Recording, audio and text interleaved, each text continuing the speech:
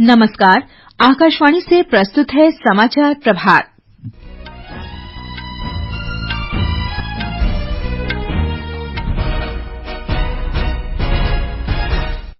संसद के बजट सत्र से पहले सरकार ने दोनों सदनों में सुचारू कार्यवाही सुनिश्चित करने के लिए आज सर्वदलीय बैठक बुलाई। सरकार की आर्थिक समीक्षा के अनुसार वित्त वर्ष 2023-24 में आर्थिक वृद्धि दर लगातार तीसरे वर्ष में 7% से ज्यादा रहने का अनुमान। देश आज राष्ट्रपिता महात्मा गांधी को उनकी 76वीं पुण्यतिथि पर श्रद्धांजलि अर्पित कर रहा है।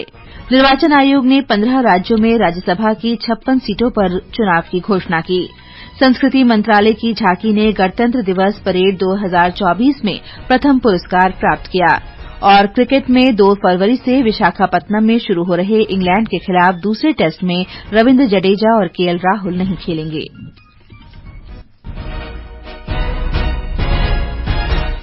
समाचार प्रभात के साथ मैं फरहत नाज। संसद के बजट सत्र से पहले सरकार ने दोनों सदनों में सुचारू कार्यवाही सुनिश्चित करने के लिए आज सर्वदलीय बैठक बुलाई है। बजट सत्र कल 31 जनवरी को शुरू होगा और 9 फरवरी तक चलेगा। संसदीय कार्य मंत्री प्रहलाद जोशी लोकसभा और राज्यसभा में राजनीतिक दलों के नेताओं के साथ बैठक करेंगे। कल राष्ट्रपति द्रौपदी मुर्मू के अभिभाषण के साथ बजट सत्र की शुरूआत होगी। केंद्रीय वित्त मंत्री निर्मला सीतारामन 1 फरवरी को अंतरिम बजट पेश करेंगी। वित्त वर्ष 2023-24 लगातार तीसरा ऐसा वर्ष है जब भारतीय अर्थव्यवस्था में 7% से अधिक की वृद्धि दर्ज की जा रही है, जबकि वैश्विक अर्थव्यवस्था 3% से अधिक की दर से विकास के लिए संघर्षरत है। भारतीय अर्थव्यवस्था की समीक्षा के अनुसार संतुलित आर्थिक विकास सुनिश्चित करने की भारत की दृढ़ प्रतिबद्धता जलवायु परिवर्तन संबंधी आवश्यकताओं, लचीलेपन और कार्बन उत्सर्जन से संबंधित समस्याओं से निपटने के संबंध में निवेश के लिए संसाधन का सृजन कर रही है। एक रिपोर्ट। समीक्षा में भारतीय वित्तीय क्षेत्र की सेहत अच्छी रहने की उम्मीद जताई गई है और कहा गया है कि सार्वजनिक क्षेत्र में पूंजी निवेश पिछले 10 साल में काफी बढ़ा है। रिपोर्ट में रोजगार, व्यवसाय में आसानी, कृषि, ई-कॉमर्स और जलवायु परिवर्तन संबंधित क्षेत्रों में सकारात्मक परिवर्तन का उल्लेख किया गया है। महिलाओं के नेतृत्व में महत्वपूर्ण विकास हुआ है और प्रधानमंत्री जन धन योजना के अंतर्गत बैंकों में खाता खुलवाने वाली महिलाओं की संख्या 2015-16 के 53% की तुलना में 2019-21 में बढ़कर 78.6% हो गई है। भारत के मजबूत डिजिटल सार्वजनिक आधारभूत ढांचे के बारे में चर्चा करते हुए रिपोर्ट में उल्लेख किया गया है कि सत्यापन की व्यवस्था में बदलाव से ई-केवाईसी की लागत 1000 रुपए से घटकर 5 रुपए रह गई है। रिपोर्ट में ये भी कहा गया है कि भारत विश्व में अमेरिका और ब्रिटेन के बाद तीसरी सबसे बड़ी वित्त प्रौद्योगिकी अर्थव्यवस्था है। अर्पिता की रिपोर्ट के साथ समाचार कक्ष से मैं मनोज। निर्वाचन आयोग ने 15 राज्यों की 56 राज्यसभा सीटों के लिए चुनाव की घोषणा कर दी है। अधिसूचना 8 फरवरी को जारी होगी। नामांकन पत्र भरने की अंतिम तिथि 15 फरवरी है तथा मतदान 27 फरवरी को होगा। उत्तर प्रदेश से 10, महाराष्ट्र और बिहार से 6-6 सीट, पश्चिम बंगाल और मध्य प्रदेश से 5-5 सीट, गुजरात और कर्नाटक से 4-4 सीट, आंध्र प्रदेश, तेलंगाना, राजस्थान और ओडिशा से 3-3 सीट तथा उत्तराखंड, छत्तीसगढ़, हरियाणा तथा हिमाचल प्रदेश से एक-एक सीट के लिए वोट डाले जाएंगे। केंद्रीय मंत्री अश्विनी वैष्णव, भूपेंद्र यादव, परषोत्तम रूपाला, मनसुख मांडविया, धर्मेंद्र प्रधान, नारायण राणे, राजीव चंद्रशेखर, एल मुरुगन, वी मुरलीधरन तथा भाजपा अध्यक्ष जगत प्रकाश नड्डा और अन्य सांसदों का इस वर्ष अप्रैल में कार्यकाल पूरा हो रहा है। बिहार में जमीन के बदले नौकरी घोटाले के सिलसिले में राष्ट्रीय जनता दल प्रमुख लालू प्रसाद से प्रवर्तन निदेशालय ईडी की पूछताछ समाप्त हो गई है। पटना स्थित निदेशालय के क्षेत्रीय कार्यालय में लालू प्रसाद से लगभग 10 घंटे पूछताछ की गई। लालू प्रसाद अपनी बेटी के साथ सुबह करीब 11 बजे ईडी कार्यालय पहुंचे और केंद्रीय एजेंसी के सामने पेश हुए, जो नौकरी के बदले जमीन मामले में सीबीआई द्वारा दायर आरोप पत्र के आधार पर मनी लॉन्ड्रिंग के मामले की जांच कर रही है। ईडी की टीम में दिल्ली और पटना के अधिकारी शामिल थे। उन्होंने राजद नेता से घोटाले से संबंधित जानकारी इकट्ठा करने के लिए पूछताछ की। देश आज राष्ट्रपिता महात्मा गांधी को उनकी 76वीं पुण्यतिथि पर श्रद्धांजलि अर्पित कर रहा है।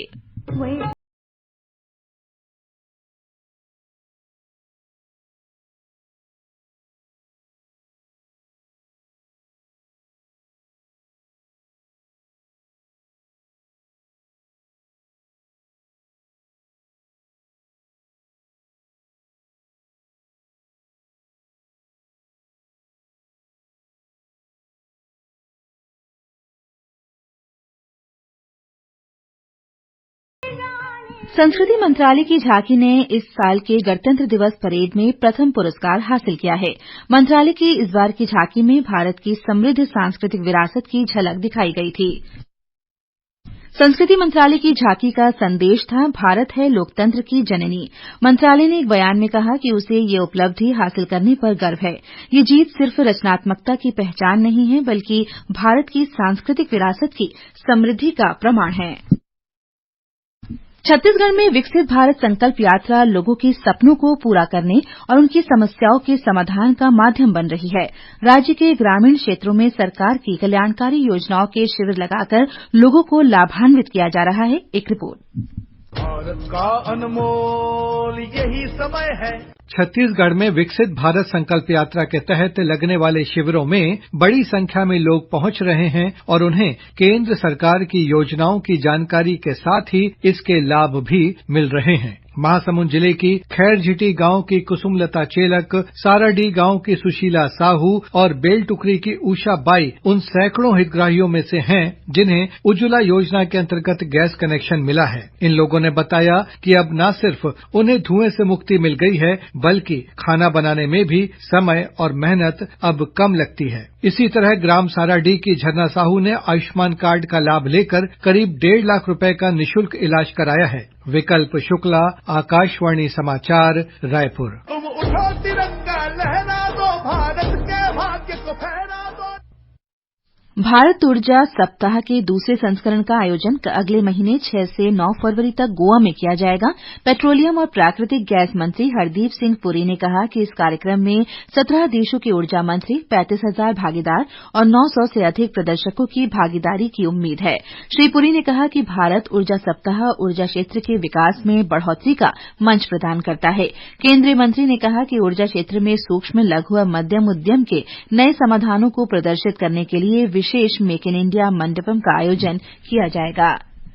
प्रधानमंत्री नरेंद्र मोदी ने कहा है कि सरकार ऐसा राष्ट्र बनाने का प्रयास कर रही है जहां वर्तमान और भावी पीढ़ियों के पास चमकने और अपनी क्षमताओं को दिखाने का अवसर मिले। जीवन में कुछ करने की दृढ़ इच्छा शक्ति हो तो निर्णय लेना आसान हो जाता है। नई दिल्ली में परीक्षा पे चर्चा कार्यक्रम के माध्यम से विद्यार्थियों, शिक्षकों और अभिभावकों से बातचीत के दौरान प्रधानमंत्री ने कहा कि प्रतिस्पर्धा और चुनौतियां जीवन में प्रेरणा का काम करती हैं, लेकिन प्रतिस्पर्धा स्वस्थ होनी चाहिए। भारतीय क्रिकेट कंट्रोल बोर्ड बीसीसीआई ने कहा है कि इंग्लैंड के खिलाफ दूसरे टेस्ट में रविंद्र जडेजा और केएल राहुल नहीं खेलेंगे। ये टेस्ट मैच 2 फरवरी से विशाखापत्तनम में खेला जाएगा। विराट कोहली के बाद अब रविंद्र जडेजा और केएल राहुल का दूसरे टेस्ट में न खेल पाना भारतीय टीम के लिए एक चुनौती होगी। खेलो इंडिया गेम्स में पदक तालिका में महाराष्ट्र शीर्ष पर है। महाराष्ट्र ने 44 स्वर्ण, 39 रजत और 44 कांस्य पदक सहित कुल 127 पदक जीते हैं। हरियाणा 33 स्वर्ण, 19 रजत और 42 कांस्य सहित 94 पदक जीतकर दूसरे स्थान पर है। तमिलनाडु 29 स्वर्ण, 19 रजत और 34 कांस्य पदकों सहित कुल 82 पदक जीतकर तीसरे स्थान पर है। भारतीय मौसम विभाग ने एक के बाद एक लगातार 3 पश्चिमी विक्षोभ की चेतावनी जारी करते हुए कहा है कि अगले एक सप्ताह में पश्चिमोत्तर भारत पर इनका असर पड़ सकता है। मौसम विभाग के अनुसार इनके प्रभाव से जम्मू कश्मीर, लद्दाख, गिलगित, बल्तिस्तान, मुजफ्फराबाद, हिमाचल प्रदेश और उत्तराखंड में अगले 7 दिनों में हल्की से मध्यम बारिश हो सकती है। मौसम विभाग ने यह भी बताया है कि उत्तर भारत में अगले 2 से 3 दिनों तक घने कोहरे की स्थिति बनी रहेगी। और अब आज के समाचार पत्रों की सुर्खियों के साथ हैं कनकलता। धन्यवाद फरहत। अगले 3 वर्षों में भारत के दुनिया की तीसरी सबसे बड़ी अर्थव्यवस्था बनने की खबर सभी अखबारों ने प्रमुखता से प्रकाशित की है। जनसत्ता की सुर्खी है, बजट पूर्व समीक्षा में वित्त मंत्रालय ने कहा, भारत 3 साल में होगा तीसरी बड़ी अर्थव्यवस्था। हिन्दुस्तान लिखता है, चुनौतियों के बीच अर्थव्यवस्था वृद्धि का अनुमान। प्रधानमंत्री नरेंद्र मोदी द्वारा परीक्षा पे चर्चा के दौरान बच्चों को टिप्स देने का समाचार आज सभी अखबारों ने पहले पन्ने पर प्रकाशित किया है। दैनिक जागरण की सुर्खी है, पीएम ने दिया मंत्र, छात्र खुद से करें प्रतिस्पर्धा, दूसरों से नहीं। राष्ट्रीय सहारा लिखता है, अभिभावकों से प्रधानमंत्री ने की अपील, बच्चों के रिपोर्ट कार्ड को न माने अपना विजिटिंग कार्ड। पारिवारिक पेंशन में बेटे और बेटी को नॉमिनी बना सकेंगी महिला कर्मचारी, अमर उजाला ने ये खबर प्रथम पृष्ठ पर दी है। 37वें अंतर्राष्ट्रीय सूरजकुंड हस्तशिल्प मेले के 2 फरवरी से शुरू होने का समाचार दैनिक भास्कर ने प्रमुखता से दिया है। पत्र लिखता है, मेले के लिए बनाई जा रही है 11 पार्किंग, 20,000 वाहनों के खड़े होने की क्षमता। विजय चौक पर बीटिंग रिट्रीट में सेना और अर्धसैनिक बलों के बैंड की संगीतमय प्रस्तुति के साथ गणतंत्र दिवस समारोह संपन्न होने का समाचार अधिकतर अखबारों ने चित्र सहित प्रकाशित किया है।